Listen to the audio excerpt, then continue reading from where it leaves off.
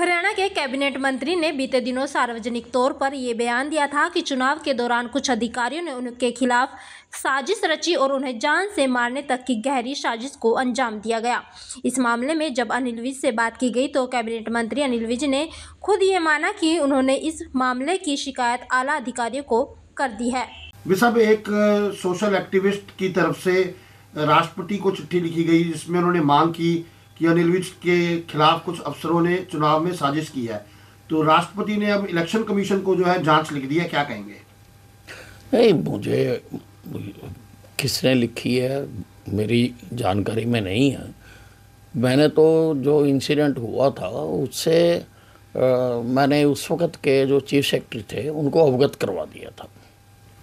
साहब, चुनाव के दौरान जब घेरा गया आपको, तो आपने अधिकारियों को भी जो है एसएमएस के जरिए जो है जानकारी दी थी? हाँ, व्हाट्सएप से मैंने सभी अधिकारियों को सूचित भी किया था।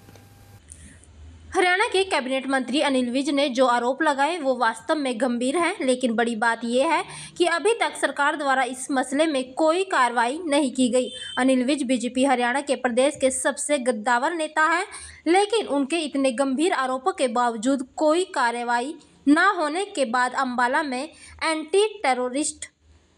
फंड इंडिया के राष्ट्रीय अध्यक्ष वीरेश शांडिल्य ने इस मामले में भारत की राष्ट्रपति द्रौपदी मुर्मू को एक पिटीशन भेजी, जिस पर राष्ट्रपति कार्यालय की तरफ से तुरंत संज्ञान लिया गया। मामले की गंभीरता को देखते हुए राष्ट्रपति कार्यालय ने इस मामले को तुरंत इलेक्शन कमीशन ऑफ इंडिया को भेजकर संज्ञान ले लिया। पिटीशन वीरेश शांडिल्य ने इस मामले में बोलते हुए बताया कि उनकी शिकायत पर संज्ञान लेते हुए राष्ट्रपति कार्यालय ने उनकी शिकायत को इलेक्शन कमीशन ऑफ इंडिया को भेज दिया है और chief election commissioner Rajiv Kumar को इस मामले में संज्ञान लेने के लिए आदेश दिए हैं।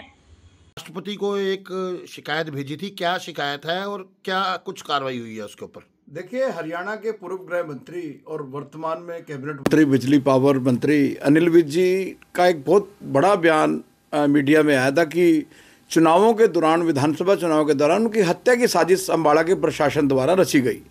और लगातार ये बयान उन्होंने 2-3 बार दिया, जबकि हरियाणा सरकार को तुरंत उनके बयान के बाद संज्ञान लेना चाहिए था। जब हरियाणा सरकार की तरफ से, हरियाणा के मुख्यमंत्री की तरफ से किसी किस्म का कोई कॉग्निजेंस नहीं लिया गया, तो मैंने एंटी टेररिस्ट फंड इंडिया के प्लेटफार्म पर एक शिकायत माननीय राष्ट्रपति जी को भेजी कि जब एक प्रदेश के पूर्व गृह मंत्री और वर्तमान कैबिनेट मंत्री जो अनोथ लेके, संविधान की शपथ लेके मंत्री बनाए तीसरी बार, जब वो इतना बड़ा आरोप लगा रहे हैं तो आम आदमी का क्या हालात होगा लॉ एंड ऑर्डर के प्रति, क्या। तो मैंने इसकी राष्ट्रपति जी को शिकायत दी थी, पिटीशन भेजी थी। राष्ट्रपति जी ने मेरी पिटीशन पर संज्ञान लेते हुए इलेक्शन कमीशन ऑफ इंडिया को इसके ऊपर संज्ञान लेने के लिए आदेश दिए, जो राजीव कुमार जी के पास हमारी एप्लीकेशन गई है और हमने राजीव कुमार जी से टाइम भी मांग लिया।